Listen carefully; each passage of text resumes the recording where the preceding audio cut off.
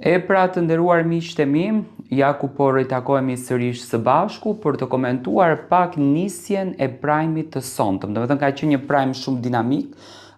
nisi një Prime i zëshëm, u eliminua Armela. Unë e thash që hyrjet apo rihyrjet në shtëpinë e Big Brotherit nuk janë rihyrje që janë afatgjate, por janë rihyrje që ndoshta të nxjerrin mirë, të nxjerrin edhe keq. Armela që në ditën e parë mua nuk është se mu duk se e kishte debatin aq të ashpër me Brikenën brënda asaj shtëpie, por Armela e pash që nuk e gjente dot veten, domethënë filloi që të ketë një agresion, filloi që të ketë një inat, filloi që të ketë një urrëtie, domethënë filloi që të nxjerrën një anën e saj që jam i bindur kur do del nga shtëpia do i shikon të gjitha.